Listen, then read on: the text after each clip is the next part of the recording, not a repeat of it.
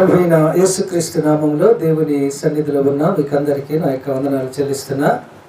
మీరు దేవుని సన్నిధిలో గడిపే ప్రతి క్షణము మీకు ఆశీర్వాదకరంగా ఉండాలని దైవ సేవకునిగా నా యొక్క ప్రార్థన.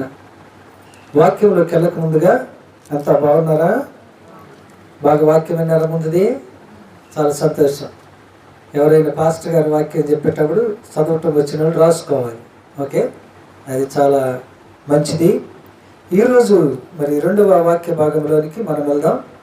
యెషయా గ్రంథము 61వ అధ్యాయము 10-11 వచనాలు. The book of Isaiah chapter 61 verses 10 and 11. 10-11 వచనాలు. చిన్న ప్రార్థన చేసుకుందాం. పరిశుద్ధుడా యేసయ్య మీకు వందనాలు.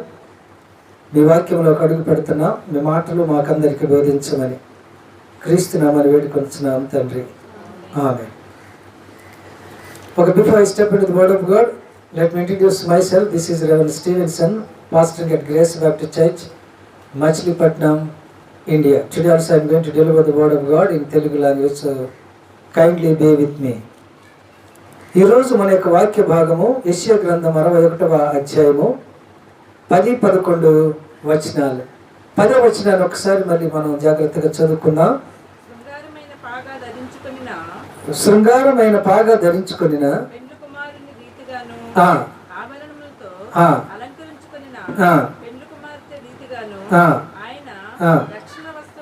వెరీ గుడ్, చాలు. సన్ని మనకు చాలా బాగా వాక్యం చెప్పారు. చివరి క్షణంలో కూడా రక్షణ సువార్తను ఏం చేశాడట? ప్రకటించాడు. ఇది చాలా అవసరం క్రైస్తవ జీవితంలో. ఓకే, ఎప్పుడు మన గురించే ఆలోచించకుండా ఇతరుల గురించి కూడా ఆలోచించాలి. అదే యేసయ్య చెప్పింది ఏంటంటే, లవ్ యువర్ నైబర్. ఇతరులను కూడా ఏంటట మనం ప్రేమించాలి. అందుకనే తన లైఫ్ జాకెట్ని తీసి ఏం చేశాడటండి? ఇంకొక వ్యక్తికి ఇచ్చాడు. అదంటే ఇతరులను ప్రేమించడానికి ఒక సూచన.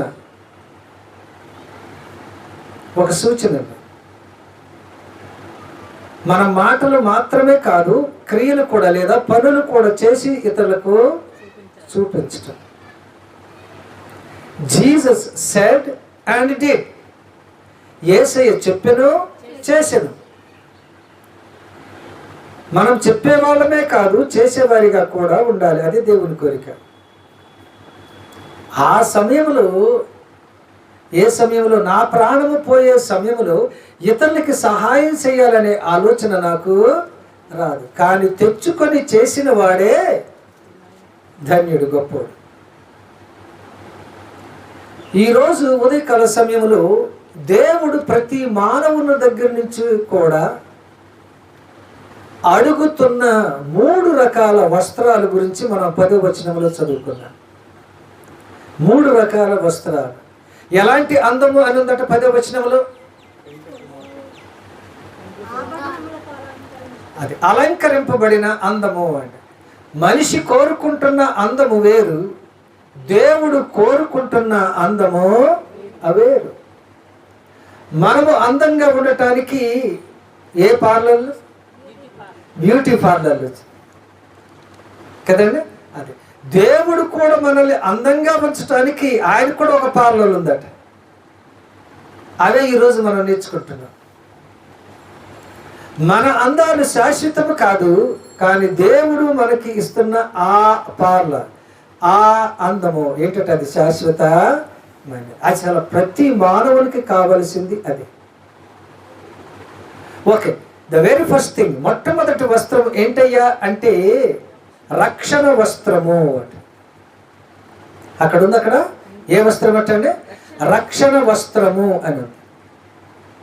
అసలు యేసు ప్రభు భూమి మీదకి వచ్చిన కారణమే అది.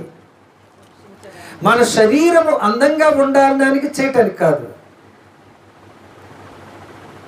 అసలు మనము రక్షణ వస్త్రము వేసుకొని అందంగా కనబడడానికి యేసయ్య వచ్చాడు. చూడండి, లూకా సువార్త 19వ అధ్యాయము 10వ వచనం. Saint Luke chapter 19 verse 10. చూడకుండా చెప్పాలి. నశించిన దానిని వెదకి రక్షించటానికి. జాగ్రత్తగా వినండి, ఇటున్నారు. నశించిన దానిని వెదకి వాళ్లకు బంగారం ఇవ్వటానికి, నశించిన దానిని వెదకి వాళ్ళకి కార్లు ఇవ్వడానికి, నశించిన దానిని వెదకి వాళ్ళకి బిల్డింగ్లు ఇవ్వడానికి, లేదా ఈ లోక సంబంధమైనవి ఏవో ఇవ్వడానికి యేసయ్య లోకానికి రాలేదట. మరి ఎందుకు వచ్చాడు పాస్టర్ గారు అంటే, నశించిన దానిని వెదకి రక్షణ ఇవ్వడానికి. బిల్డింగుల ధనము ఈ కాదండి, అవి అవసరమే, కానీ అవి భూమి మీదే. భవిష్యత్తు అంటే ఏ భవిష్యత్తు అండి? ఈ భూమి మీద పుట్టి బాగా చదువుకొని ఉద్యోగం తెచ్చుకొని బాగా సంపాదించి బాగా జ్ఞానం సంపాదించి బాగా పలుకుబడి సంపాదించి ఇదేనా భవిష్యత్తు? ఇది భూమి భవిష్యత్తు. మరి పరలోక భవిష్యత్తు ఏంటి? రక్షణ వస్త్రము. ఒక భవిష్యత్తు గురించి ఆలోచిస్తాగా, అంతేనండి. అన్ని రకాల భవిష్యత్తులు. అందుకనే అదేంటట, రక్షణ వస్త్రము ఏం చేస్తుంది? నీకు పరలోకానికి తీసుకొని వెళ్తాం. రక్షణ వస్త్రం. పరలోకంలో తలుపు తెరవబడాలంటే 10 లక్షల టికెట్టా 20 లక్షల టికెట్టా విమానానికి? రక్షణ వస్త్రము అనే టికెట్. రక్షణ పొందిన వాళ్ళకు మాత్రమే ఆ పరలోకపు తలుపు ఏమవుతుందటండి? తెరవబడుతుంది. When the doors of heaven will be opened, you are in salvation. నీవు రక్షణలో ఉంటే పరలోకపు తలుపులు ఏమవుతాయటండి?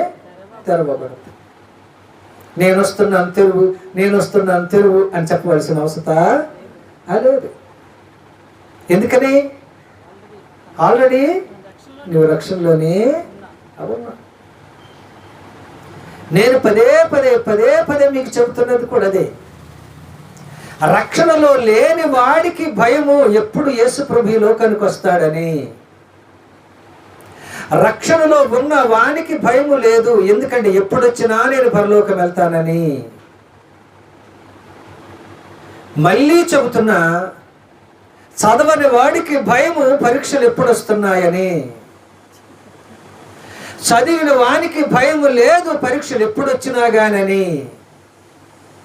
ఎందుకంటే అన్ని చదివాడిగా, అంతేనండి. ఏదైనా రాస్తాడు. ఇంతకుముందు అర్ధరాత్రి ఏదైనా అయితే మేము భయపడేవాళ్ళం, అనారోగ్యం వస్తే. ఇప్పుడు మా సైన్యం ఉన్నాడు, మాకు భయం లేదు. అంతకుముందు మా సైన్యం కూడా డాక్టర్ చదువుకు ముందు ఆయన కూడా భయపడేవాడు. అప్పుడు పాస్టర్ గారి వాళ్ళ చెల్లి దీపు ఉన్నప్పుడు. ఇప్పుడు మేము భయపడినా, నేనున్నాను, ఎందుకు టెన్షన్, మీకు కంగారు పడద్దు అంట. సింపుల్. అంటే మన ఇంట్లోనే ఉన్నాడుగా, ఇంకెందుకు భయం అని. నా దగ్గర సమస్తం నేను చదువుకున్నాను కదా, నాకు ఇంక పరీక్షలు అంటే ఎందుకు భయం? భయము అవసరమో లేదు. కాబట్టి ప్రతి మానవుని దగ్గర నుంచి దేవుడు ఏ వస్త్రం వేసుకోవాలనుకుంటున్నాడు? రక్షణ వస్త్రము. మేము మైకులో చెప్పినా, మైక్ లేకుండా చెప్పినా, బయటికి వెళ్ళి చెప్పినా, ఇక్కడ చెప్పినా, ఎక్కడ చెప్పినా దేని గురించి మేము ప్రాధాన్యత ఇవ్వాలంటే ప్రతి పాస్టర్ గారు దేని గురించి అంటే రక్షణ. ఇప్పుడు సేవకులు రక్షణ గురించి చెప్పటం లేదు, భక్షణ గురించి చెప్తున్నారు. లేనిపోని అబద్ధాలు చెబుతున్నారు. విశ్వాసుల్ని భయపెట్టేస్తున్నారు అంతే. ఆ విశ్వాసులు కూడా పాపం అమాయకత్వంగా, పాస్టర్ గారు మా ఇంట్లో దెయ్యాలు ఉన్నారన్నారు, 7 వారాలు ప్రార్థన పెట్టమన్నారు, పెడతా అమ్మాయి గారండి అంటాడు. వీళ్ళు పిచ్చమాలాకాలు. ఎవరు? విశ్వాసులు. 7 వారాలు పెడితేనే అవుతుందా? 6 వారాలు పెడతావుదా? 5 వారాలు పెడితే వెళ్ళదా దెయ్యం? వెళ్ళదా? అయ్యాం చదువుకున్న దెయ్యాలు బిల్డింగ్లు ఇంటికే వెళ్తాయి, గుడిసెలు ఇంటికి వెళ్ళవు. ఎందుకని? వాళ్ళైతేనే చక్కగా కానుకిస్తారు. రక్షణ గురించి చెప్పండి అయ్యా, భయపెట్టేస్తారంటే జనాభాని అంటున్నా. ఎక్కువ మంది మీరు చూడండి, యెషయా గ్రంథం 30వ అధ్యాయం 10వ వచనం చదువుతారా? యెషయా గ్రంథం, ఐజియా చాప్టర్ 30 verse 10. దర్శనము చూడవద్దని దర్శనము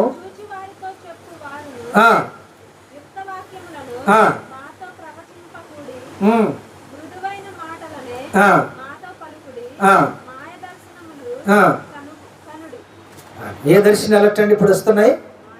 ఏ దర్శనాలు?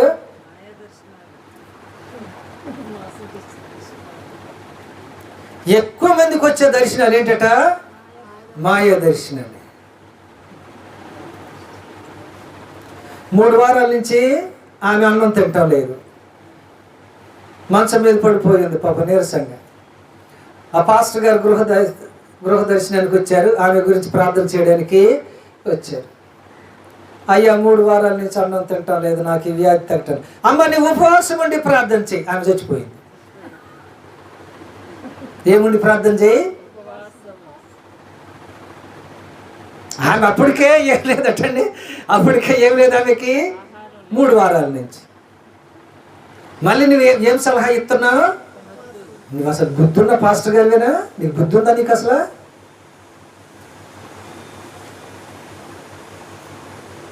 ఎప్పుడు ఎవరికి ఎలా చెప్పాలో తెలియకుండా ఎలా పాస్టర్ గారు అయ్యా నువ్వు అంటున్నా?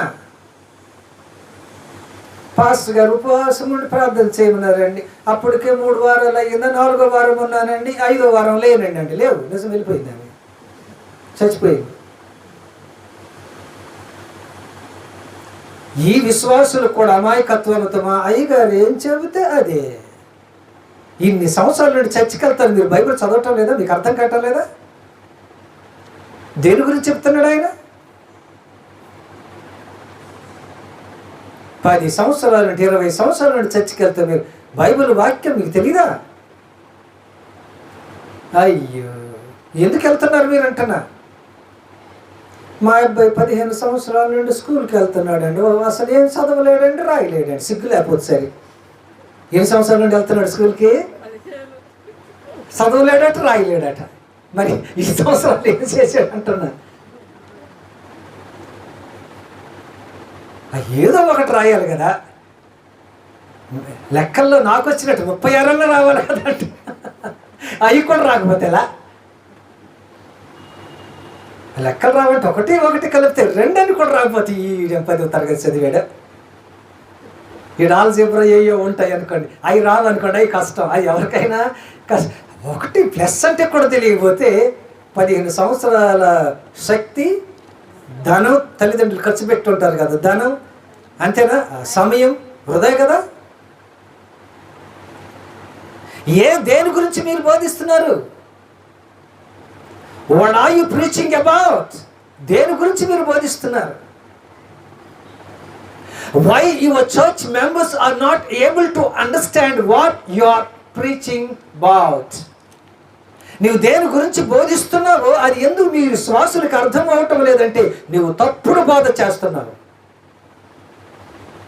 అసలు అయింది చెప్పటం లేదు, దాచేసావు. అసలు దైవ జనుడు దేని గురించి ఏంటంటే రక్షణ. ఏంటంటే రక్షణ. అంతేగాని మీ ఇంట్లో దెయ్యాలున్నాయి, మీ ఇంట్లో దెయ్యాలున్నాయి, మీ ఇంట్లో దెయ్యాలున్నాయి, ఇన్ని స్వారాలు ప్రార్థన పెట్టండి, ఇది కాదు ముఖ్యం. ఒకటి చెప్పనా, వాళ్ళు యేసు ప్రభువును నమ్మిన వాళ్ళైతే, మీ చర్చికొచ్చే విశ్వాసులైతే బుద్ధి లేని పాస్టర్ గారు వాళ్ళ దగ్గరికి దెయ్యాలు ఎలాగెళ్ళి? నీకు సిగ్గులేదా చెప్పడానికి? మిమ్మల్ని కాదులేండి, పాస్టర్లు తిడతాను, మీరేమనుకోదు. అసలు మీ విశ్వాసిని చూసిన నిన్ను చూసిన ఏమవ్వాలటండి? చెప్పాలి, ఏమైంది? మీకు ఒక కథ చెప్పనా? కథ ఏంటి? అది నిజం ఇక్కడ రాసింది. మార్కు సువార్త 5వ అధ్యాయం. మీరు తీయొద్దులే, వినండి, మళ్ళీ టైం చాలదు. యేసు ప్రభు అద్దరికి దిగారు కదా, అద్దరికి వెళ్ళారు 5వ అధ్యాయంలో. మీకు తర్వాత మార్కు సువార్త ఇంటికి వెళ్ళాక చదవండి.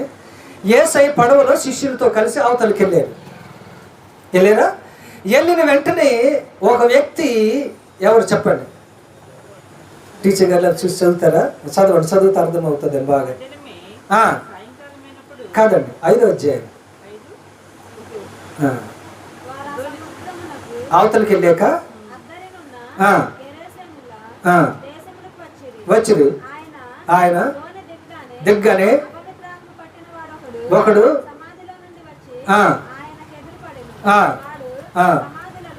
సర్లే. తర్వాత ఆయనని గద్దించాక ఏమైపోయినాయి?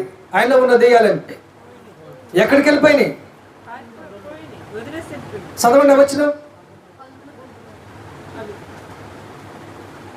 మరియు ఆయన నీ పేరు మీద అడిగితే నా పేరు సేన, అనేకులము.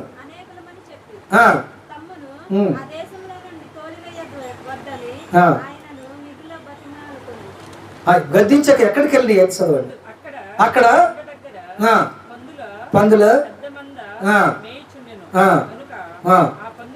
ఆ పందుల్లో ఎవరు అడిగారండి ఇలాగా? ఆ పందుల్లో ప్రవేశించినట్లు వాటి యొద్దకు మమ్మల్ని ఆజ్ఞాపించమని దేవుడిని వాళ్ళు అడుగుతున్నారు. అంతేనండి. ఇప్పుడు ఎలా జరిగిందో తెలుసా? ఈ మనిషి నుండి మీ శిష్యులు 12 మంది ఉన్నారు కదా, మీ శిష్యుల్లో ప్రవేశించేలాగా ఆజ్ఞాపించండి అన్నట్టుంది మీ పాస్టర్ గారు వాక్యం. అంతేనా?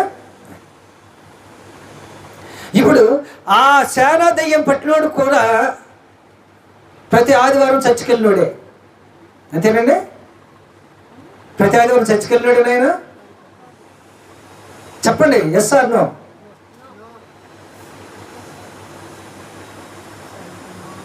అక్కడికి వెళ్తే ఎందుకు పడతాయి?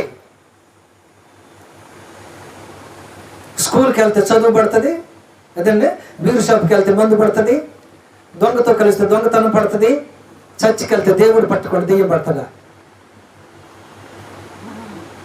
అర్థమవుతుందండి మీకు? నేను చాలాసార్లు కొంతమంది సేవకులను చూసి బాధపడేది అదే. ఈమె మా సంఘస్థురాలండి, 10 సంవత్సరాల నుండి చర్చికి వస్తుంది, ఈ మధ్యనే దెయ్యం పట్టిందంటే అసలు నీ బుద్ధి లేని పాస్టర్ గారు ఏంటయ్యా నువ్వు చెప్పే మాట? నీకు అసలు బుద్ధి ఉందా, సిగ్గుందా? అలాంటప్పుడు ఆ పదం వాడే మానే. ఏమని? ఈమె చర్చికి రాదు, 10 సంవత్సరాల నుండి చర్చికి వస్తుంది, దెయ్యం పట్టడం ఏంటి? అసహ్యంగా.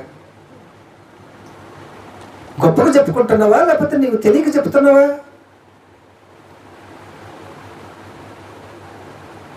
ఉదాహరణకి టీచర్ గారు ఉన్నారు, పాస్టర్ గారు అండి, ఈయన మా స్టూడెంట్ అంటే 10 సంవత్సరాల నుంచి 10వ తరగతి చదువుతున్నాడు అంటే ఎలా ఉంటుందండి? ఎన్ని సంవత్సరాల నుంచి అండి? 10 సంవత్సరాల నుంచి 10వ తరగతే చదువుతున్నాడు అండి. ఎవరైనా చెప్తారంటే టీచర్స్ సిగ్గుపడతారు చెప్పడానికి. మరి మీరెలా చెబుతున్నారంటున్నా?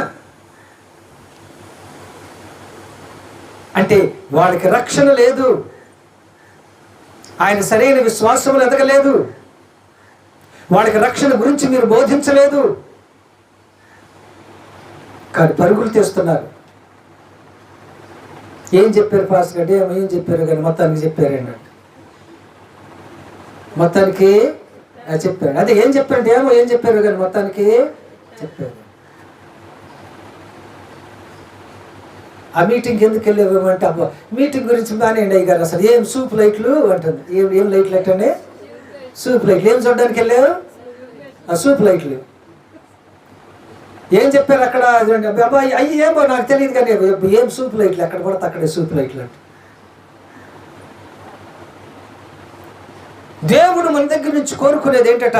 మనం చదివిన 61వ అధ్యాయంలో 10వ వచనంలో, రక్షణ వస్త్రము లేకుండా నీవు పరలోక రాజ్యానికి వెళ్ళలేవు. పరలోక రాజ్యానికి వెళ్ళలేవు. రక్షణ గురించి సువార్త చేయండి దైవ సేవకులు, ప్రతి ఒక్కడు చేయాలి. ఎంతసేపు చూసిన ఆశీర్వాదం దెయ్యం, ఆశీర్వాదం దెయ్యం, ఆశీర్వాదం దెయ్యం. ఇంకయ్యే వాళ్ళందుకనే పాపం ఏం జరిగినా కానీ సూత్రం సూత్రం సూత్రం. ఏం సూత్రం? మంగళ సూత్రం అన్నమాట. వాళ్ళ విశ్వాసులు వాక్యంలో ఎదగటం లేదు, ఎదిగేలాగ చేయటం లేదు. నేను ఛాలెంజ్ చేస్తున్నా, మన చర్చిలో కదండి ప్రతి ఒక్కడు వాక్యం చెబుతాడు. సేవకుడు పాస్టర్ గారు కానీ బయటకు కానీ వెళ్తే మన సంఘంలో ప్రతి ఒక్కళ్ళు వాక్యం చెబుతున్నారు, మా స్మైలీతో సహా. మీకు ఎందుకు రావటం లేదు? ఎన్ని సంవత్సరాల నుంచి చర్చికి వెళ్ళిన వాక్యం చెప్పడం? మీరు నేర్చుకోలేదు, ఏదో వెళ్తున్నారు వస్తున్నారు అంతే. That's all. వాళ్ళు నేర్పించటమో లేదు, మీరు నేర్చుకోవటమో అని. మీకు బైబిల్లో అనుమానం వస్తే అడగాలి పాస్టర్ గారిని, ఏంటయ్య గారు వాక్యం ఎలాగుంది, మీరేంటి ఇలా చెబుతున్నారని. సేవకుని అడుగుతారా? అడగొద్దు. దూకమన్నారా? నీతిలో దూకు. అడుగుతారా ఏంటి? పాస్టర్ గారిని అడుగుతారా? ప్రశ్న. అయ్యగారే దూకమన్నారు కాబట్టి ఏం చేయాలటండి?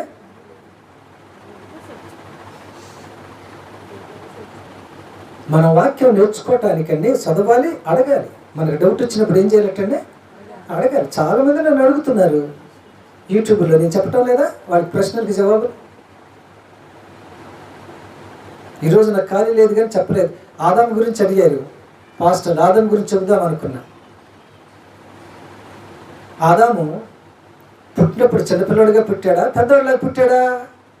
అది ప్రశ్న. అవునండి, చిన్నపిల్లలే పుట్టాడా, పెద్దవాళ్ళే పుట్టాడా? చిన్నపిల్లలాగా దేవుడు పుట్టిస్తే 930 సంవత్సరాలు బతికాడా? ఆయన యవనస్తుడిగా పుట్టిస్తే 930 సంవత్సరాలు బతికాడా? అది పాస్టర్ గారి ప్రశ్న. నేను దానికి ఈరోజు జవాబు చెబుదాం అనుకున్నా, ఇక సమయం లేక నేను వచ్చే ఆదివారం చెబుతాను. ఇలాంటి ప్రశ్నలు అడగండి, అడిగి మనం తెలుసుకోవాలి. ఏం చెప్తుంది గంగిరెద్దులేగా కదండి, ఏం ఉప్పుద్దటండి అది? అంతే. ఓకే, కాబట్టి మెయిన్ ప్రతి మానవుడికి కావాల్సింది ఏంటి చెప్పండి? రక్షణ వస్త్రము. అసలు యేసయ్య భూలోకానికి వచ్చింది అందుకనే, రక్షించడానికే. అదే మెయిన్ అండి. మనకు డబ్బు ధనము కదండి, బంగారము బిల్డింగులు కార్లు ఇవ్వటానికి కాదు, రక్షణ వస్త్రం. కాబట్టి రక్షణ వస్త్రం మనం తొడుక్కున్నాం. మన రక్త సంబంధులు బంధుమిత్రులకి ఇంకా రక్షణ లేకపోతే వారికి కూడా చెప్పవలసిన బాధ్యత ఎవరిదట? మనదే. మీరు గొప్ప గొప్ప ప్రసంగాలు అక్కడ చేయవలసిన అవసరం లేదు. యేసయ్య దేవుడు రక్షకుడు, మేము నమ్మాం, మా పాపాలు క్షమించాడు, మీరు కూడా నమ్మండి, మీ పాపాలు క్షమిస్తాడు. దీంట్లో పెద్ద కష్టపడవలసిన అవసరం ఏముంది చెప్పండి? ఉందా? ఏం లేదు. అది కూడా చెప్పలేమా? ఇందాక సన్నీ చెప్పినట్టు ఏ మీటింగు అయ్యొద్దు కదండి, అయ్యొద్దు. ఏంటట? యేసయ్య మీటింగ్స్, రక్షణ వస్త్రం అనే మీటింగ్. రెండవ విషయం మనం చూద్దాం, చూడండి. అదే 10వ వచనంలో చదవండి.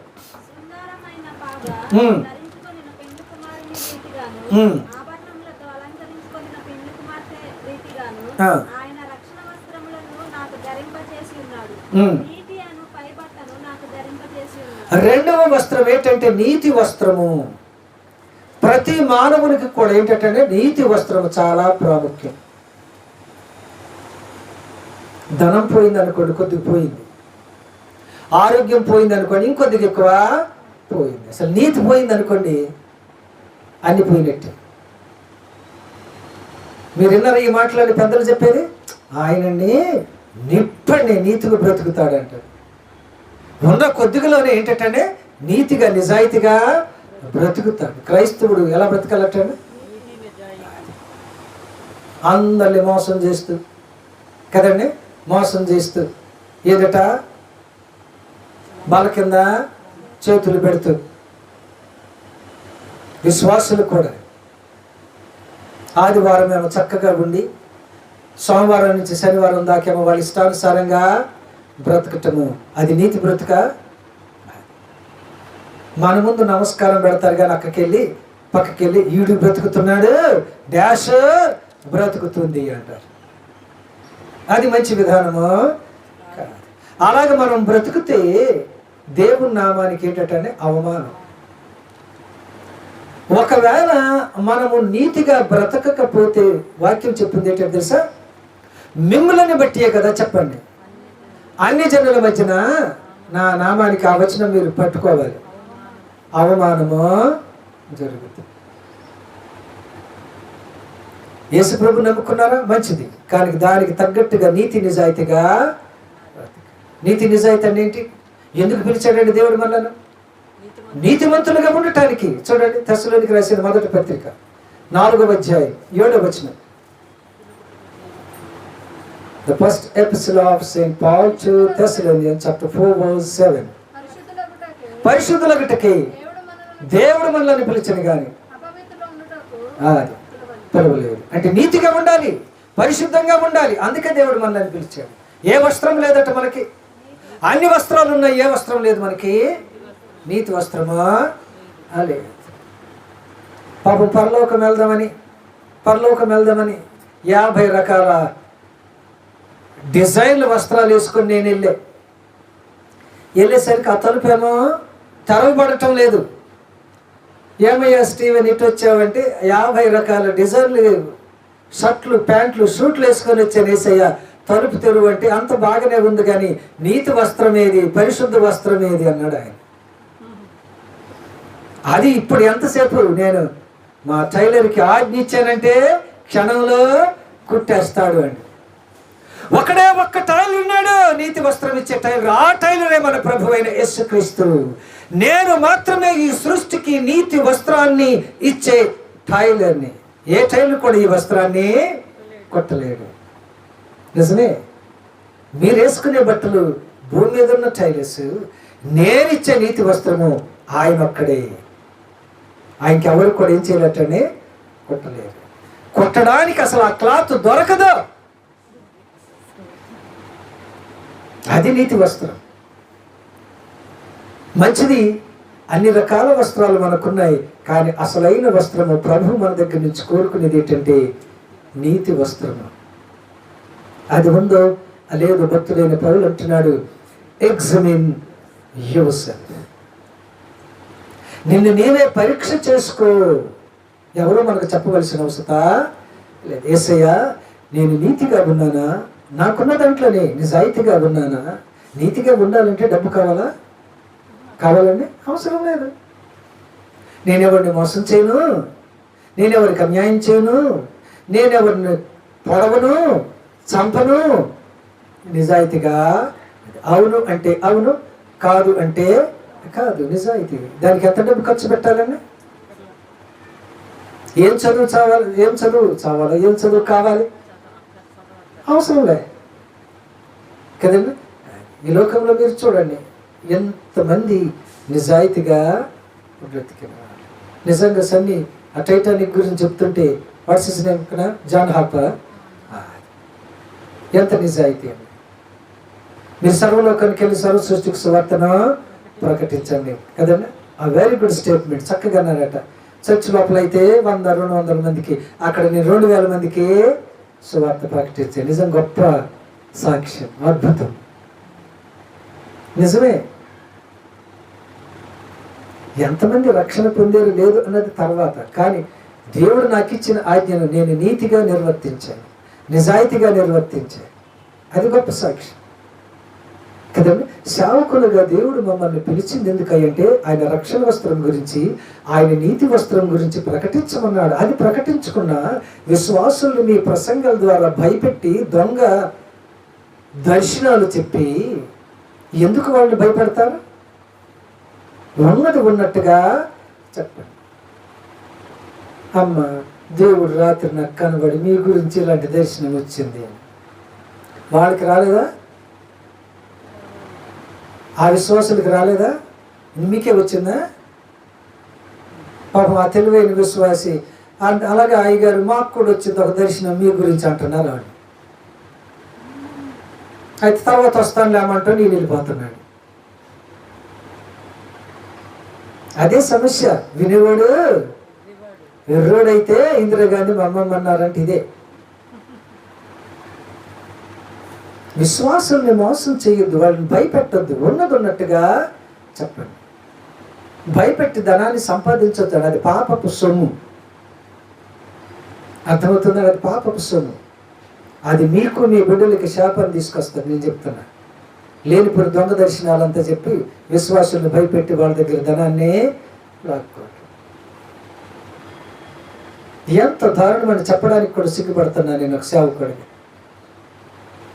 కాలుకి ఇవ్వడానికి డబ్బు లేదమ్మా, నీ మెడలో గొలుసు ఉందిగా, బంగారు గొలుసు, దేవుడికి నేను చెబుతాను ఇచ్చేసి వెళ్ళమ్మా. దైవ సేవకుడుగా నువ్వు, మాస్టర్ గారుగానా?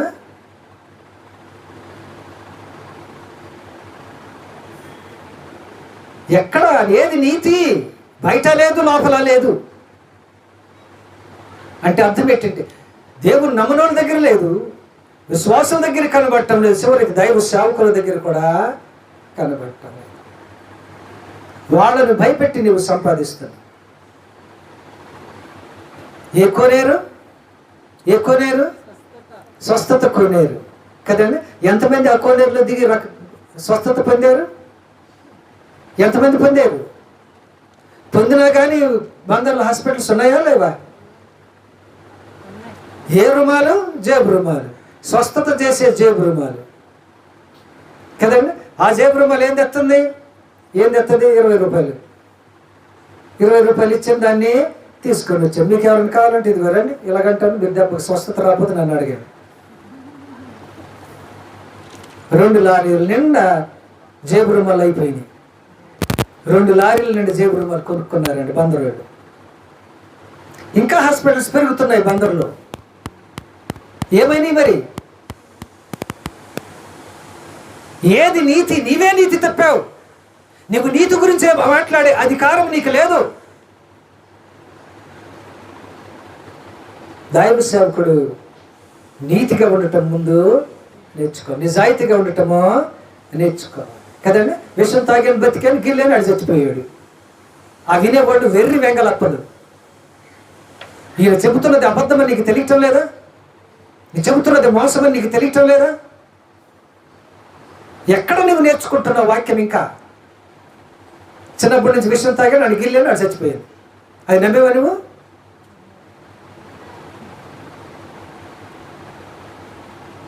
ఎక్కడికి వెళ్తున్నాయి? వాక్యం పక్కకి వెళ్ళిపోతుందండి. అందుకనేనేమో వాక్యంలో ఉన్నది ఏంటంటే, చివరి దినాల్లో నేను అవిశ్వాసులనా కాదు, విశ్వాసులు చూద్దునా.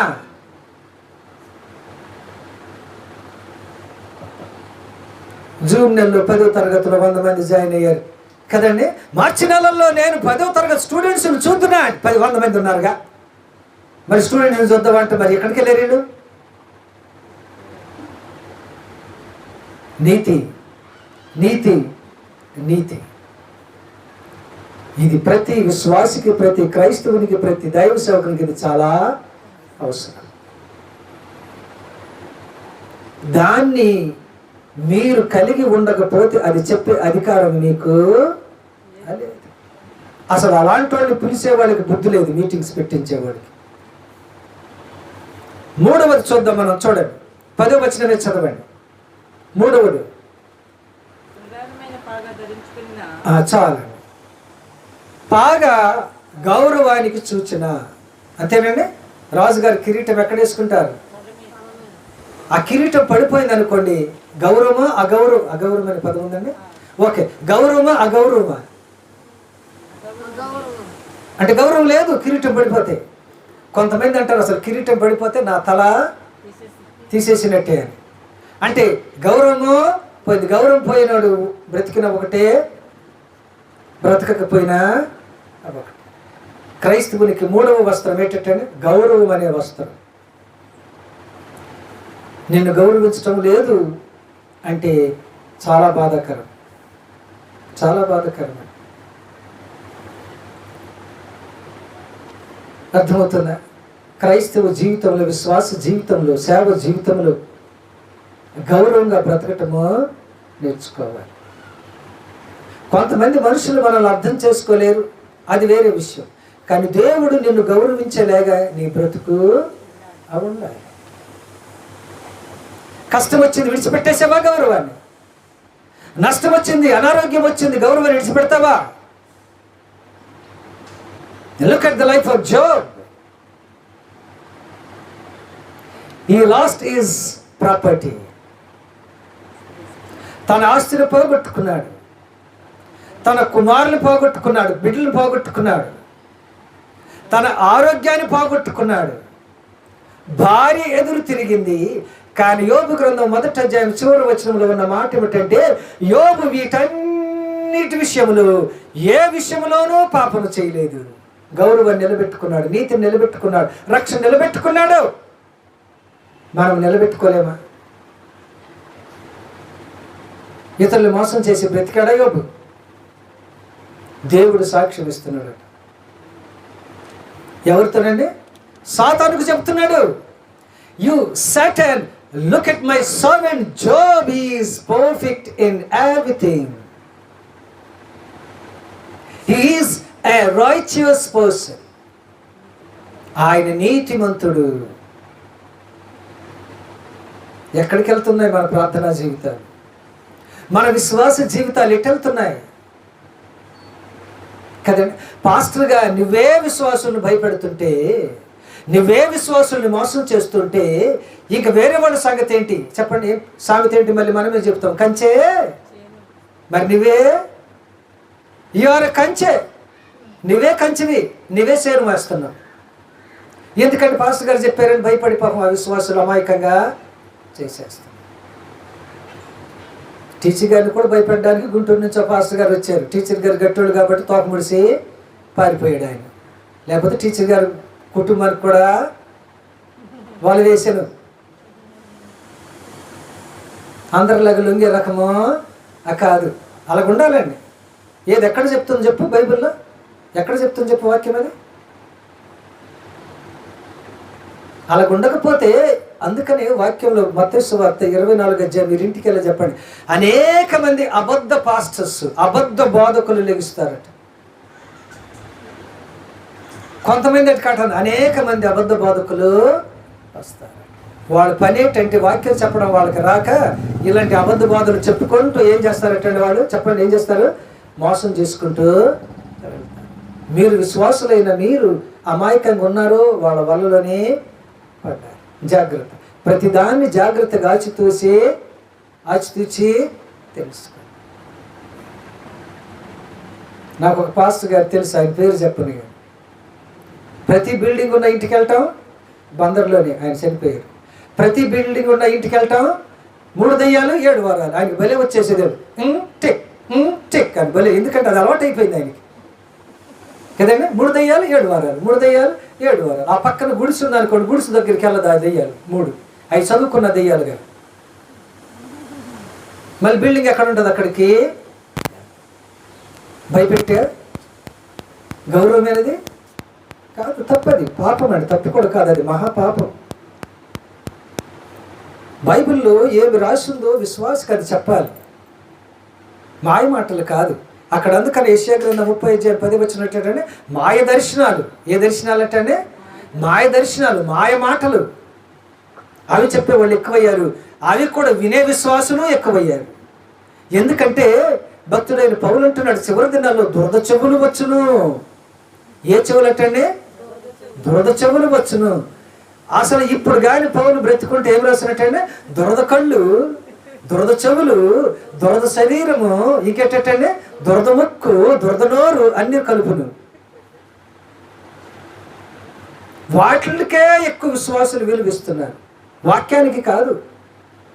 నాకులాగా వాక్యం ఉన్నట్టు ఉండి చెప్పి పాస్టర్ని గద్దిస్తుంటే నేను మంచి పాస్టర్ గారు కాదు. వాళ్ళు మిమ్మల్ని మోసం చేస్తున్నారా అంటుండే. అర్థమవుతుందా? కాబట్టి దేవుడు మనల్ని ఎందుకు ఎన్నుకున్నాడు, మనం ఏమి బోధిస్తున్నాం, దేవుడు చెప్పింది ఏముందటండి? మత్తయి సువార్త 8 వచనంలో, నేను మీకు ఏ ఏ సంగతులు బోధించనో. ఏ ఏ సంగతులు? దొంగ దర్శనాలు. రమేష్ గారు అయ్యానంటారా? అంతేనండి. దొంగ కళలు ఈ కాదు, నేను ఏమేమైతే బోధించానో వాటిని బోధించడి. వాటిని మీరు పక్కన పెట్టేశారు, మీ ఇష్టానుసారంగా దొంగ దర్శనాలంతా చెబుతున్నారు. మళ్ళీ ఏం చెప్తారు తెలుసా? మాస్టర్ గారు ఏం చెప్తా వినాలి, ఆయనకి ఎదురు చెప్పకూడదు, తప్పు. ఊరిక పిల్లవాడు ఎవడన్నా చదువుకున్నవాడు అడుగుతున్నాడు అనుకోండి ప్రశ్న, ఊరిక ఆయన ప్రశ్న అడగని. బైబిల్ నుంచి ప్రశ్న అడుగుతున్నాడు కదా, పాస్టర్ గారు జవాబు చెప్పని. ఎందుకు ఆయన నోరు మూస్తున్నా? మీరు అడుగుతున్నారుగా, నేను ప్రశ్న అడగటం లేదా? నేను మీకు జవాబులు చెప్పటం లేదా? మీ నోరు మూస్తున్నానా? నేను లేదు. మరే ఎందుకంటే వాక్యం తెలుసుకోవాలంటే మీకు తెలియాలి కదా, ఏది నిజమో ఏది అసత్యమో.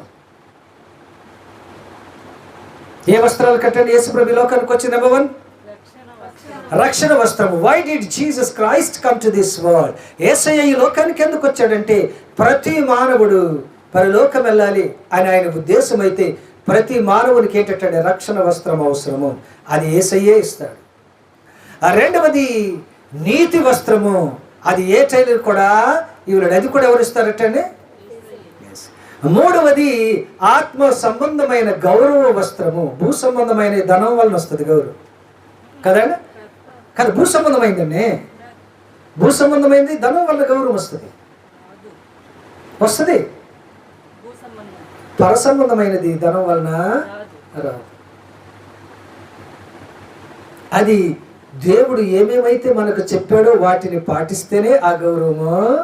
అదే యేసయ్య అంటున్నాడు మత్తయి సువార్త 6:1, నేను ఏమేమైతే బోధించను అవి చేస్తే సేనాదయ్యం మీలోనికి వచ్చును, అప్పుడు పాస్టర్ గారు 7 వారాలు ప్రార్థన పెట్టును. బుద్ధి లేని పాస్టర్ గారు, బుద్ధి లేని విశ్వాసులు. అందుకని కొన్నిసార్లు సంఘాన్ని తిడుతున్నాడండి. మీ అన్నీ బాగానే ఉన్నాయి కానీ ఈ లోపమా, ఇదంతా బాగానే ఉంది, మళ్ళీ నీలో ఈ లోపమా అంటే లోపం లేని కనబడటంలే. అంటే ప్రకటన గ్రంథంలో కనబడింది కానీ చెప్తున్నా, చాలా కష్టమైపోతుంది. లోపము లేని సంఘంగా, విశ్వాసులుగా, సేవకుడిగా దేవుని దృష్టికి మనం కనబడాలి. అదే దేవుడు కోరుకునేది. కాబట్టి ఉదయకాల సమయంలో ప్రభు మనతో మాట్లాడినట్టుగా రక్షణ వస్త్రం, నీతి వస్త్రం, గౌరవ వస్త్రాన్ని కలిగి దేవుడు చెప్పినవి మాత్రమే మనం చెప్పి దేవుని దృష్టిలో నిజమైన సేవకులుగా, నిజమైన విశ్వాసులుగా ఉండటానికి పరిశుద్ధాత్మ దేవుడు మనకు సహాయం చేయనుగాక. ఆమేన్. పరిశుద్ధుడా యేసయ్య మీకు వందనాలు. మీ వాక్యం ద్వారా మమ్మల్ని హెచ్చరించినందుకు వందనాలు. మీ వాక్యానుసారమైన జీవితాన్ని మీరు మాకు దయచేయమని క్రీస్తు నామమున వేడుకొనుచున్నాను తండ్రి. ఆమేన్. God bless you.